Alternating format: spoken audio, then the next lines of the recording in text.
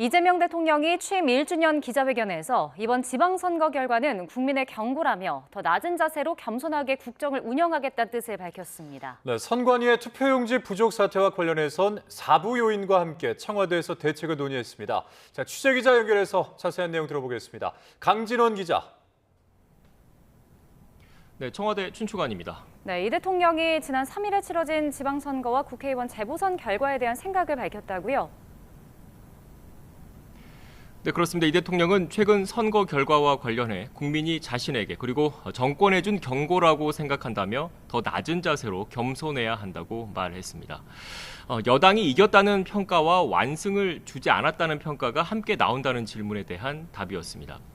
이 대통령은 열심히 했고 나쁜 짓을 한 것도 아닌 만큼 너무 쉽게 생각한 측면도 있었다며 국민은 무서운 존재란 생각을 하게 됐다고 덧붙였습니다. 다만 국정기조는 바뀔 게 없다면서 주어진 권한으로 할 수 있는 최대치를 더 빠르게, 더 힘들여서 하겠다는 의지를 밝혔습니다. 선관위의 투표용지 부족 사태에 대한 언급도 있었습니다. 모범적 민주국가인 대한민국을 한순간에 망가뜨린 어처구니 없는 일이라고 강하게 비판하면서 헌법 시스템에 문제가 생긴 것 같다고 지적했습니다. 또 투표용지 부족 사태에 대한 비판적 의견은 부정선거론과는 다르다며 자신 역시 주권 감수성이 부족했던 건 아닌지 반성하게 됐다고 말했습니다. 네, 기자회견을 마친 뒤에는 말씀하신 것처럼 4부 요인들과 이 선관위의 투표용지 부족 사태를 논의했다고 하셨는데 자세하게 전해주시죠. 네, 이재명 대통령의 요청으로 오늘 오후 청와대에서 대통령과 4부 요인의 회동이 열렸습니다. 조정식 국회의장과 조희대 대법원장, 김상환 헌법재판소장과 김민석 국무총리 등 헌법기관의 책임자 4명이 모였습니다.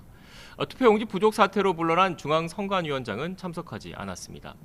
이 대통령은 모두 발언에서 숫자가 얼마이든 결과에 영향이 있든 없든 투표권을 제대로 보장하지 못한 건 심각한 문제라고 비판했습니다. 하지만 헌법상 독립기관인 선관위는 잘못을 저질러도 감사조차도 못한다고 꼬집었는데요. 이 대통령은 그러면서 4부 요인들에게 뚜렷한 방법이 나오진 않겠지만 우선 이 문제를 어떻게 다뤄야 할지 공식적인 논의를 해보자고 했습니다. 이규환 청와대 홍보소통수석은 조금 전 회동 결과를 설명했습니다. 참석자들이 투표용지 부족 사태를 중대한 참정권 침해로 보고 철저한 진상규명과 재발방지책 수립이 신속하게 이루어져야 한다는 데 뜻을 모았다고 밝혔습니다. 또 수사나 국정조사 결과에 따라서 관계자들에게 행정적, 법적 책임을 엄정하게 묻고 선거관리 대개혁 방안을 마련하기로 했다고 전했습니다. 지금까지 청와대 춘추관에서 YTN 강진원입니다.